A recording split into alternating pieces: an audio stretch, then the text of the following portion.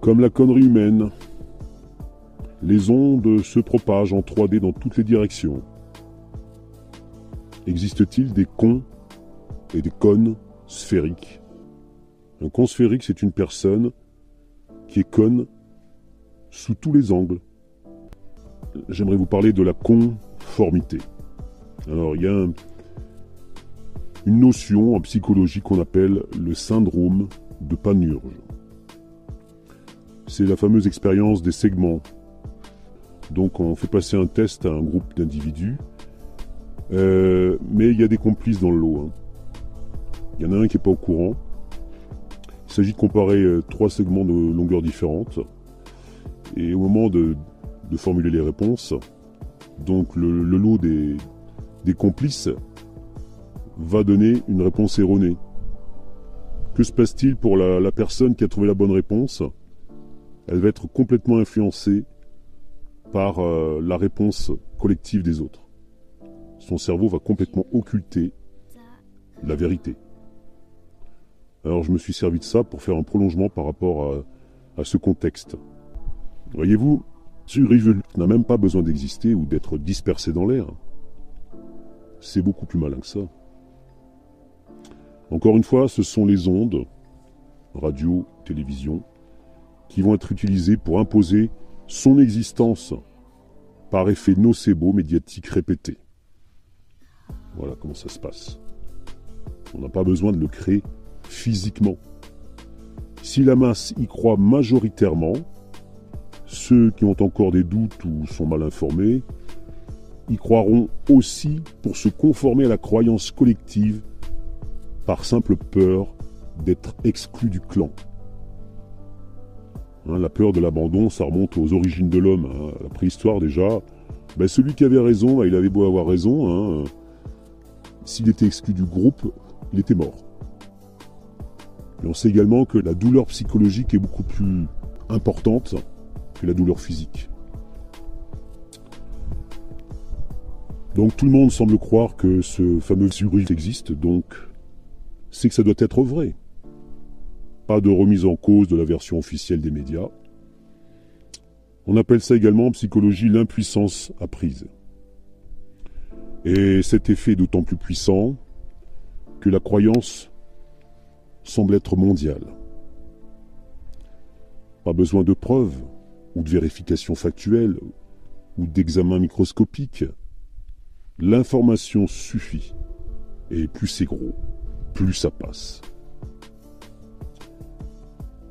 La version officielle des médias ne risque pas de stigmatiser la 5G ou les compteurs Linky communicants ou les téléphones portables. Ce serait contraire au profit recherché et à la manne convoitée. Les médias n'ont aucun intérêt à discréditer les effets nocifs des ondes et à incriminer la pollution électromagnétique. Trop de fric à la clé, dont elles ramasseront les miettes empoisonnées. C'est justement parce que Survivor est invisible, qu'il échappe totalement à notre contrôle, et que personne ne peut prouver son existence, que le procédé marche à fond. Et puis ça cadre parfaitement bien avec cette représentation collective des méchants contre les gentils. C'est une vision naïve, belliqueuse, qu'alimente très largement l'industrie cinématographique à Merloc, et dont l'infectiologue Raoult en est le Dark Vador moderne, le gentil shérif, qui veut nous sortir des griffes acérées du méchant Survivor. L'existence de cette hypothétique Survivor est acquise par l'ensemble de la masse et non remise en question, alors qu'elle ne dispose d'aucun moyen technique pour entériner sa croyance.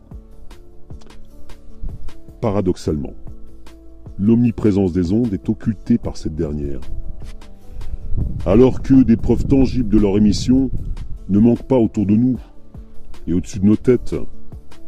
Pensez aux antennes, aux box, aux téléphones.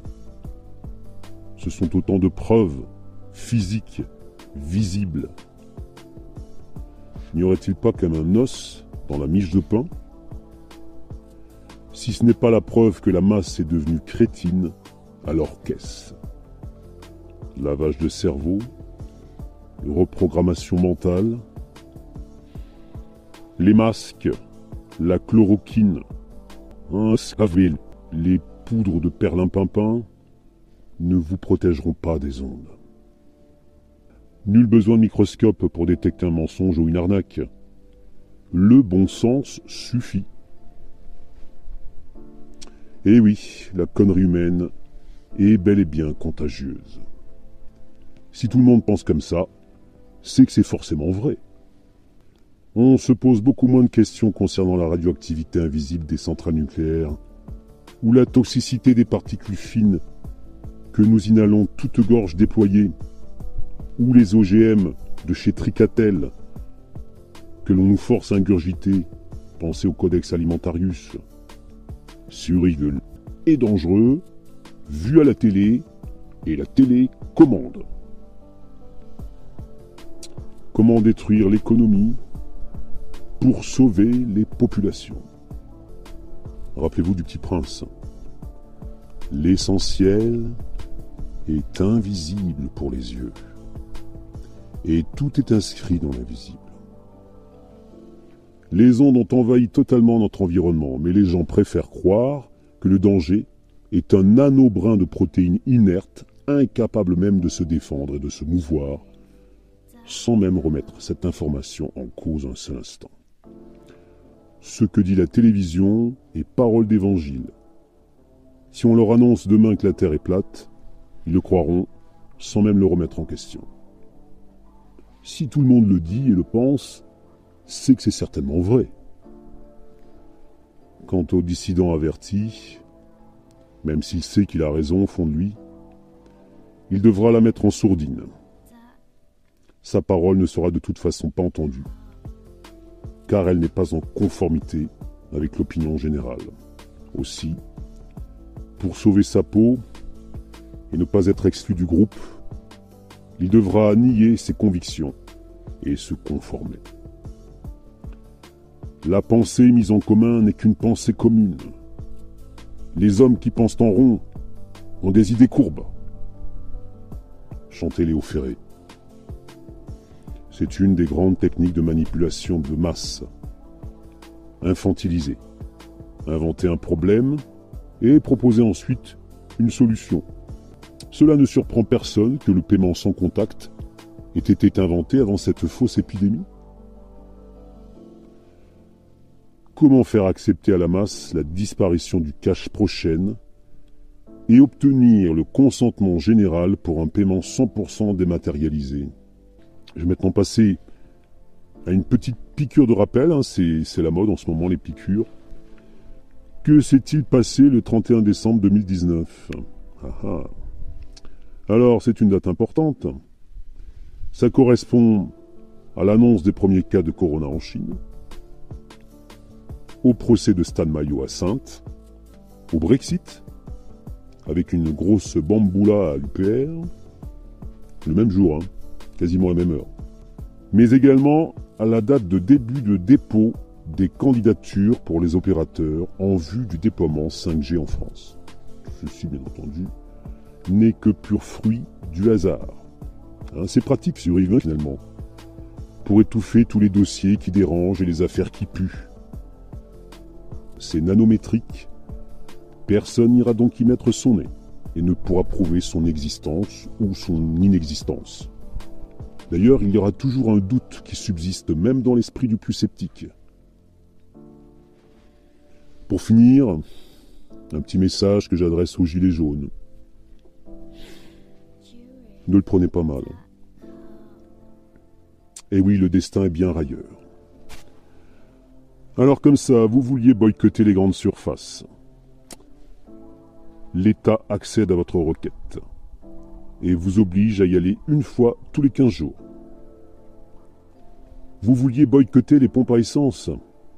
On vous claque mur dans vos baraques et on restreint votre libre circulation. Rappel, la loi d'octobre 2017 qui dit clairement, lors d'un état d'urgence, notre libre circulation n'est plus un droit, mais une tolérance. Eh oui, on l'a pas vu passer celle-là. Ni vu ni connu, je t'embrouille. Vous vouliez plus de pouvoir d'achat? L'État a entendu votre demande. Et dans sa grande mansuétude, il réduit vos dépenses. Quant aux écolos, vous rêviez d'un air pur et respirable, débarrassé de particules fines. C'est fait.